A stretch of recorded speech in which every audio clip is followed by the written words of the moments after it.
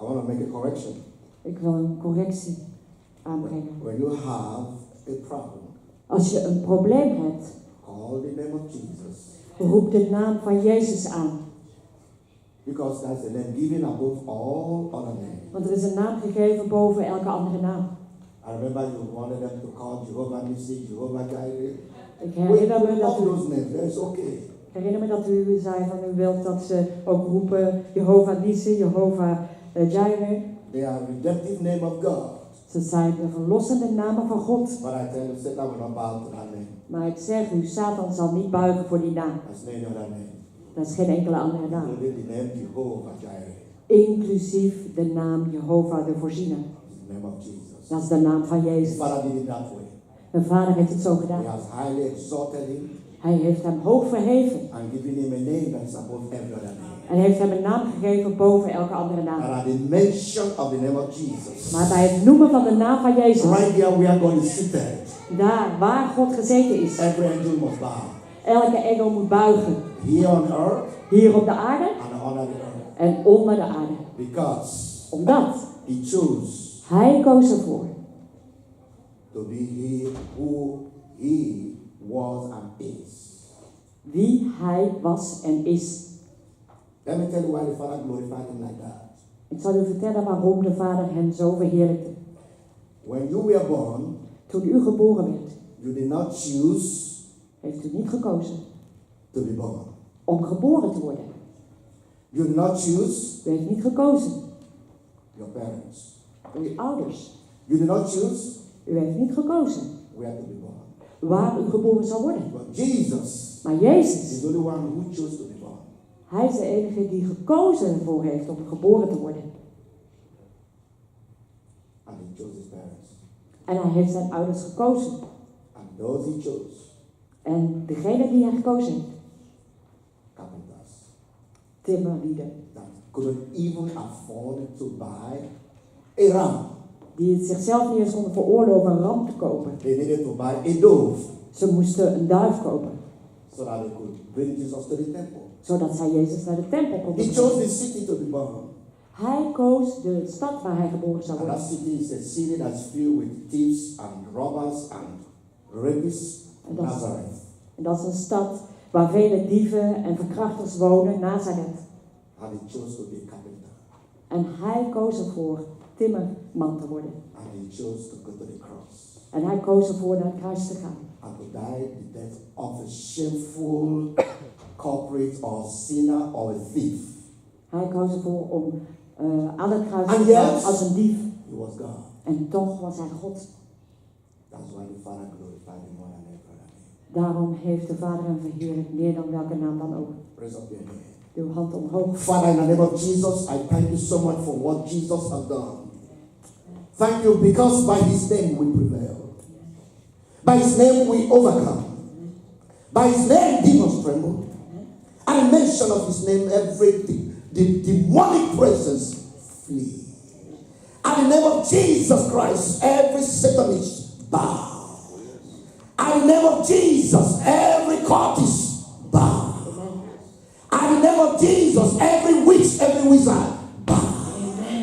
At the name of Jesus, every fetish bow.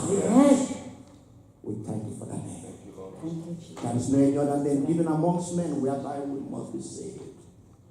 Jesus, your name is our strong tower. And when we run into it, we are saved. Thank you for the name of Jesus. Thank you, Lord. In Jesus Christ's name we pray.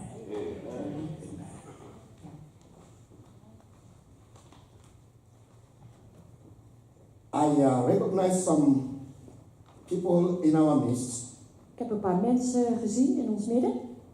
All right, yes, okay.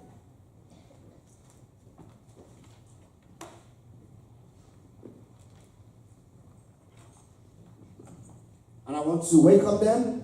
En ik wil hun verwelkomen. Our sister here, please give her a round of applause. Onze zuster, hier alsjeblieft een applaus. It's nice to have you around. Het is fijn om u hier te hebben. Yes, she. Ja, u. What? I know, I'm just, because like everyone was looking, I'm not talking to her I'm asking her. Please, can she stand up so I'll give her a Kunt u alsjeblieft even What? opstaan? All right. Please give her a round of applause. Geef een applaus voor haar. Amen. Amen. God bless you, and it's nice to have you around in our midst. God zegen u en het is heel fijn om u in ons midden te hebben. She's my neighbor. She used to be my neighbor. All right. Okay. Whoever she is, you have to welcome her. We moeten u verwelkomen. And we will continue to want to see you come around. En we willen u blijven zien komen.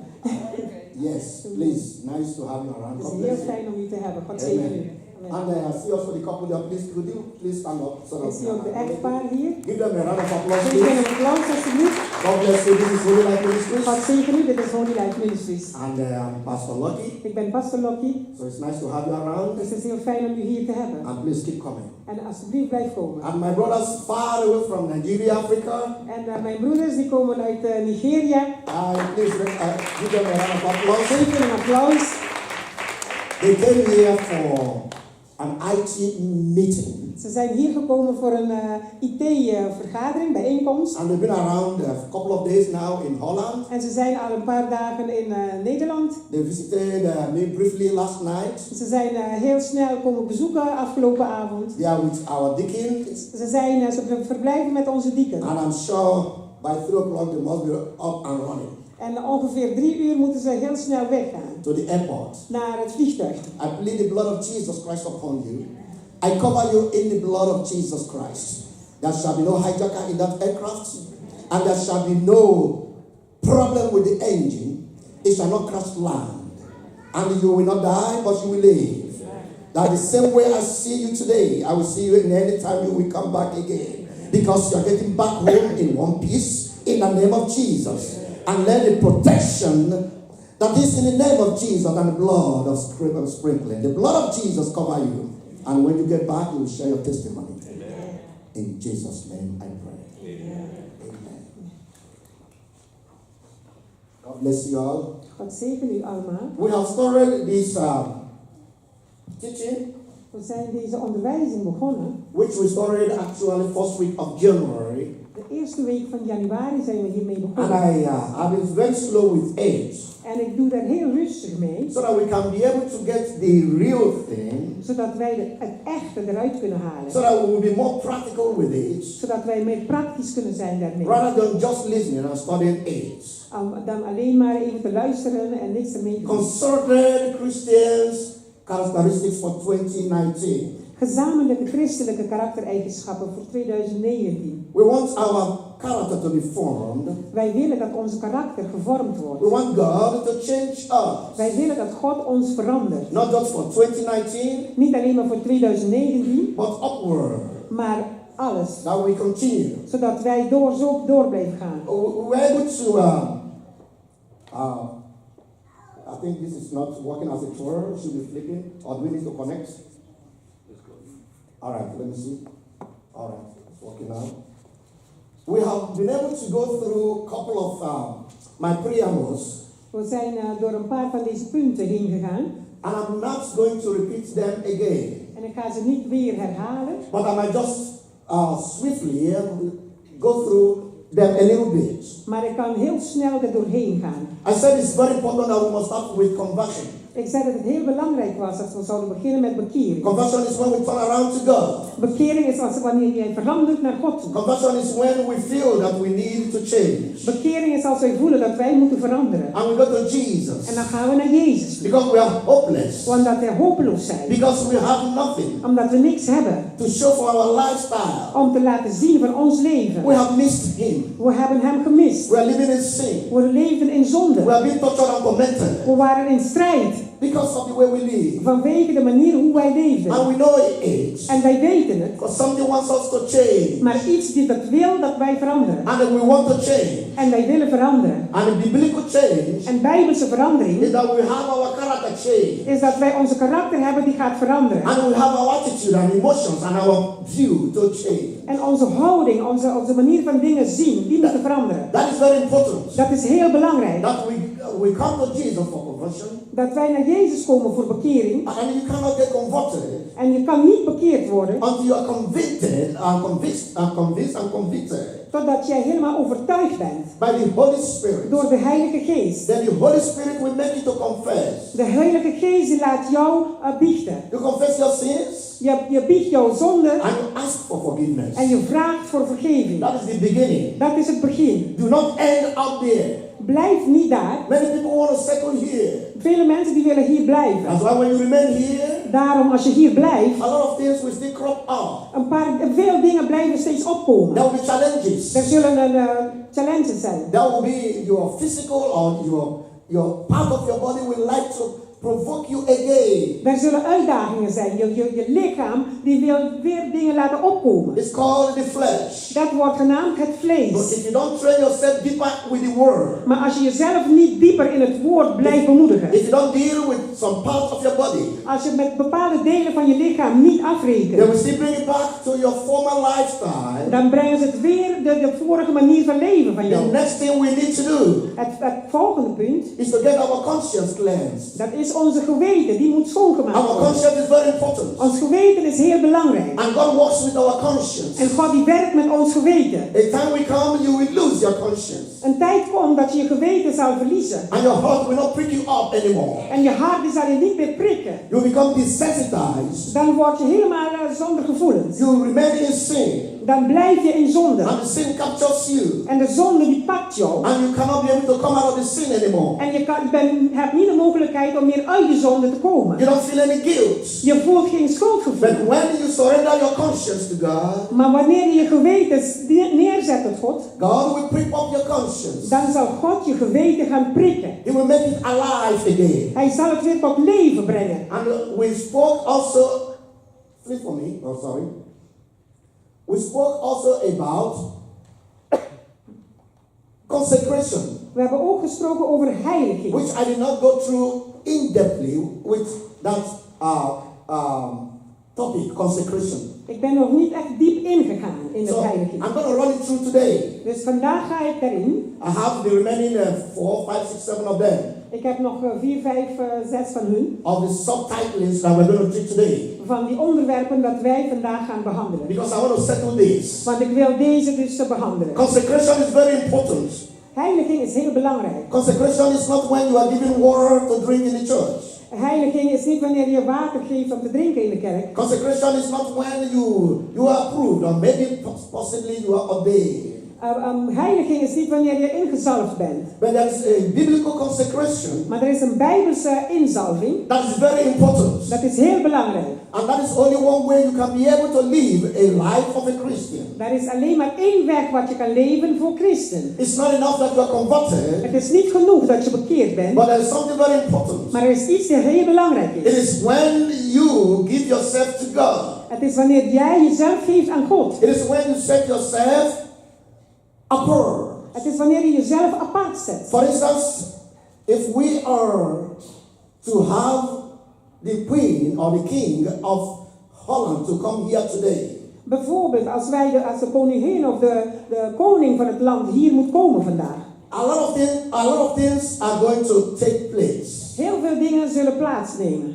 They are going to make sure if the king is going to sit up here, Ze gaan er zeker van zijn als de koning daar moet zitten. before then, Voordat all the security agents will come around to look, to check, to control, al de beveiligers die zullen hier komen om alles te checken. to see any possibility where any assassin could cause some problem. Om te kijken of er een mogelijkheid is dat mensen, moordenaars er zo kunnen komen om problemen te veroorzaken. And when it is confirmed En wanneer het bevestigd is that he's going to use this podium, dat hij deze podium gaat gebruiken. I can tell you 24 hours before then, Ik kan u vertellen, 24 uur voordat, they will make sure that this place will be secure. dan zullen ze echt beveiligingen zetten bij het gebouw. This place is going to be put aside.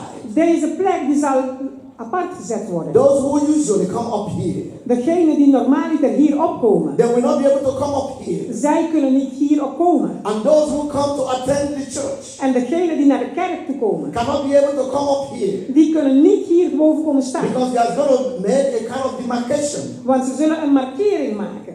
And they put those right things and make sure that you will be able to know that you are not expected to come over here. Ze zetten zeg maar een grens, een markering, dat het duidelijk is dat jij dus niet hier mag komen. And when that happens, En wanneer dat gebeurt, you have some agents dan heb je sommige agenten. standing at attention Die staan daar and with the eagle eye en ze zullen dus kijken met scherpe to ogen make sure that everything is in order. om te kijken of alles in orde is. Because this podium Want deze podium, has been consecrated, die is apart gezet. has been set apart Die is apart gezet for somebody very important. voor iemand die heel belangrijk is. And because it is very important, because he is very important, En vanwege dat hij heel belangrijk is, the water that is going to be put in this place, de persoon die hier the gezet wordt, water, het water die hier gezet wordt, must be checked and must be controlled dan gaan ze echt checken en controleren. to make sure it was not open before. Om te kijken of het eerst niet open is gegaan. Everything that is going to be used here Als hij hier gaat gebruiken, is going to be controlled. het wordt helemaal gecontroleerd. Why? Waarom? Because the king Vanwege dat de is koning, going to sit here. die gaat hier zitten. That is to make something consecrated. Dat betekent iets heiligen. Now, when you turn it around, Wanneer je dat omkeert. you are not consecrating anything but yourself Je doet niks anders heiliger dan jezelf. to the use of God. Om door God gebruikt te worden. And when you give yourself to God En wanneer jij jezelf geeft aan God. as a living sacrifice, Als een levende offer. you will become a tool Dan word jij iets wat hij kan in gebruiken. the hand of God. In de hand van God.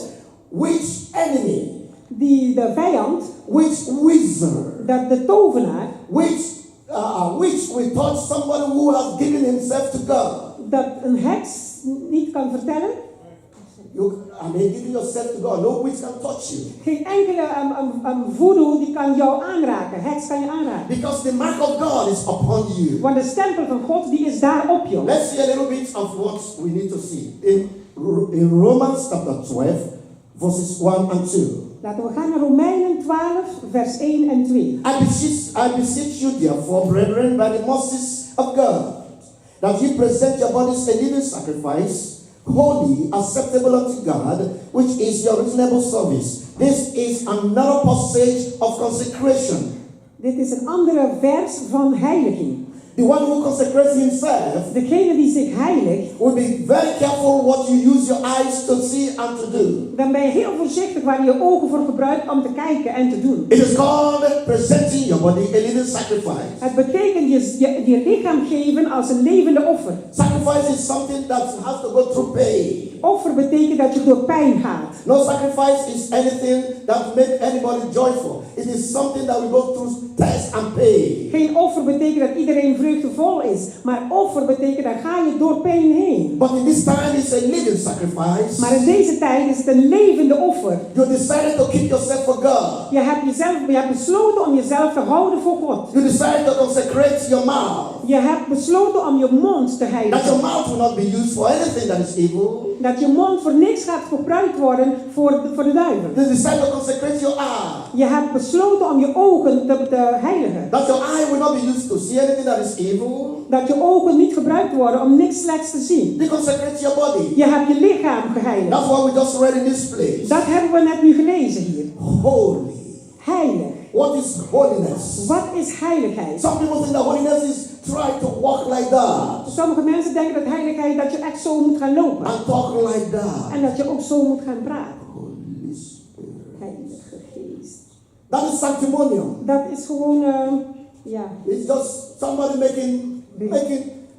it's just being sanctimonious. Dat is gewoon religieus. It's not real. Dat is niet echt. But what is holiness? Maar wat betekent heiligheid? Holiness is you Heiligheid is jij, being in agreement with God. dat je daar eens bent met God. What is holiness? Wat is heiligheid? When you keep yourself from evil. Wanneer je jezelf wegzet van de duivel. What is holiness? Wat is heiligheid? When you keep yourself apart from ungodliness. Wanneer je jezelf apart zet van ongoddelijke dingen. When you're supposed to say yes, Wanneer je eigenlijk ja moet you say zeggen, yes. dan zeg je ja. When you're supposed to say no, Wanneer je eigenlijk nee moet you say zeggen, no. dan zeg je nee. That's what holiness is. Dat is wat heiligheid is. What is holiness? Wat is heiligheid? It is what you do outside and that is the same thing you do inside. Het is wat je buiten doet en hetzelfde doe je ook binnen. You are not hypocritic. Je bent niet hypocriet. You're not having double standard. Je hebt geen twee dubbele agenda. What is holiness? Wat is heiligheid? It's remaining in the presence of God. Dat je daar blijft in de tegenwoordigheid van That's God. why you are fucking cleaning in your home. Dat als je daar thuis bent met het stofzuigen, You're living right before God. dan leef je recht voor God. While you are taking shower, Wanneer je aan het douchen bent, you are living right before God. dan leef je recht voor God. While you are in place of work, Wanneer je op je werkplek you are bent, living before God. dan leef je goed voor And you're God. watching that thing. En dan kijk je naar dat And ding. some immoral thing comes up. Immoraliteit dingen die komen op. Then you change the channel. Dan verander je de zender. That is holiness. Dat is heiligheid. Your body tells you Je lichaam die vertelt that you je need to fondle yourself. dat je jezelf moet aanraken. As a single woman, Als een alleenstaande you vrouw. have no boyfriend, Je hebt geen vriendje. you have no husband, Je hebt geen man. and your body wants you to have some feelings. En je lichaam die wil dat je sommige You gevoelens say, hebt. no, it will not happen. Je zegt nee, dat gaat niet That gebeuren. is holiness. Dat is heiligheid. What is holiness? Wat is heiligheid? Holiness Heiligheid is that you will not stab